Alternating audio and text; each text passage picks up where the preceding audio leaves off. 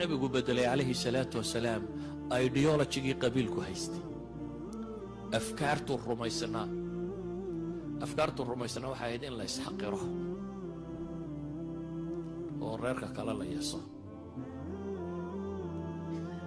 quraan iyo sunno badan baa soo degto tilmaamaya in la isyeesaynaanay banaaneen dadku inuu asal qura wada leeyahay usra qurana ka wada yimid dhoobana laga wada abuuray abi hooyo qurana wada dhaleen sidaana ku kala fiicnay mabaadi'doodii baa la saxay waxay rumaysnaayeen unsur akhaaka dhaaliman aw madluuma walaalkaa gar iyo gardarraba u hiili weedha lafteedii buu nebigu u sheegay calayhi salaatu wasalaam unsur akhaaka dhaaliman aw madluuma weedha tani way yaabeen saxaabadii oo dee ma wixii horaa lagu noqday waa waxay ka soo baxeen wuxuu nebigu yidhi calayhi salaatu wasalaam hadduu xaq u taaganyana u hiili saad qof kastoo muslima ugu hiilin lahayd hadduu baatil ku taagan yahayna ka qabo taasaa hiilkiiya ilaa naar baad ka hor joogtahay tolka ama dunida marka la jabiyo inaad ka celisaabaa hiila oo markuu naarta ku gurmayo inaad ku sii daysa maya iyadu maxay tahay tolka haddaad naarta ka celin kari weydo umaad hiilin isagoo baatil wada isagoo cadaab ku gurmaya inaad ku eegtaa waa hiil daro hiilkii nebigu wuxuu ku sheegay calayhi salaatu wasalaam markaa in xaqana loo sheego hadduu xaq ku taaganyana lagu taageero waxay dadku sokeeye iyo shisheeye ugu kala ahaayeen intay abtirka u kala dhow yihiin nebigu calayhi salaatu wasalaam wuxuu tilmaamay mid ka sarraysaa inay jirto oo hadday taasi go'do tanna u go'ayo aasirada bini aadamka waxa isku xidha alwashaa'ij bini aadamka isku xidha waa alwalaa walbaraa waa caqiida waa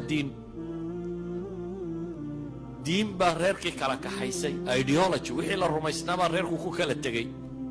ghaswatu badar gaal iyo muslim baa isdilay baynu nidhi gaal iyo muslimka isdilaya waayo waa rag ilmaadeeraa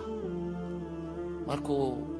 quraysh 3 nin oo laba walaaliya inaanay dhaleen markay soo baxeen ansaar baa u soo baxday waxay yidhahdeen ma rabno nebi maxamed calayhi salaatu wasalaam waxay weydiiyeen raggii noo dhigmayey soo saar wuxuu soo saaray rag ay maxay kala tirsadaan ragaan wax badan la kala tirsan baa la soo saaray oday qura la wadaago qabiil qura wada yihiin laakiin ideology lagu kala tegay islaamku markaa wuxuu barow qabiilka ku daweeyey qabiilkani waa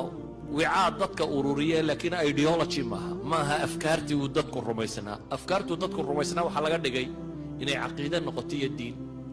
inay noqoto alukhuwa alislaamiya qofku mar hadduu muslim yahay inuu kugu leeyahay xuquuqda islaamnimo oo xuquuqda islaamnimo waa maxay an tuxiba liakhiika maa tuxibu linafsik waxaad naftaada la jeceshay inaad walaalkaa la jeceshaato xuquuqda kugu leeyahay waa an tansura xuquuqda kugu leeyahay waa wanusxi likulli muslim inaad u naseexayso xuquuqda kugu leeyahay waxa weeyaan hadduu baahaya inaad wax siiso haddii la dulminayo inaad ka dhiciso idan mabaadi' buu islaamku baray mabaadi'daasaa waxay keentay